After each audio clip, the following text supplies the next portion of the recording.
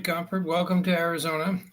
Um, this is the first in a series of video threads for History 512 at Liberty University. Tonight's topic is an overview of a recent program on the American experience called Mayflower Pilgrims Behind the Myth. The idea of the video thread and the description that came with it is to go over the strengths and the weaknesses of the program, highlighting particular events or happenings in the film that made it a success or failure. To do so, we're going to use a school of historiography called Conflict and Consensus. It was developed by the historians Alan Davis and Harold Woodman, and it deals with basically what we're talking about tonight, the conflicts and weaknesses of as a framework for whatever topic we're working with, and we'll go ahead and proceed. As far as the strengths go in the video clip, the length of it was appropriate. The historical accuracy was compared to other topics such as Nathaniel Philbrick's Mayflower and David Weldon's fables about the Pilgrims. It was extremely well presented. There was an example that is a collaboration between historical societies in England and Holland and in the States with the Plymouth-Patuxet Plantation and the Wampanoag tribe. The real key, though, is the use of William Bradford's manuscript of Plymouth Plantation, which was a primary source, and the gold ring, which provided historical accuracy. The photography of the voyage used the Mayflower 2. It was filmed live in England and in Leiden, Holland, and also at the Plymouth-Patuxet Plantation. So as far as accuracy and as far as photography, it was excellent. It was A1. The limitations, the title was a little bit nebulous. They said the Behind the Myth. There was really no myth in this. This was basically a statement of fact based on Bradford's writings and the concurrence of oral history sources from the Wampanoags and the Plymouth-Patuxet Historical Society.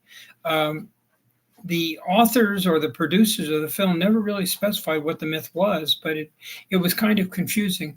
The second thing was that during the course of the presentation in the 90 minutes or so, a lot of time was spent on one or two scenes, the conditions on the Mayflower, and only brief spots were devoted to the Pilgrim Church in England, the struggles that they went through in Holland as exiles, and later on, the very core of the issue was the challenges in building Plymouth Plantation. The struggle with disease and getting along with the Indians, learning to grow crops, and the number of deaths that resulted.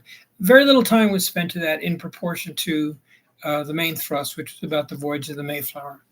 As far as I'm concerned, it was a tremendous success. So because it was based, number one, on the primary source of that period, it corroborated the writings of Nathaniel Philbrick and the other authors that I've mentioned, and the photography, the videography was all accurate. It was just a matter of there being a few errors. I think in the film they said that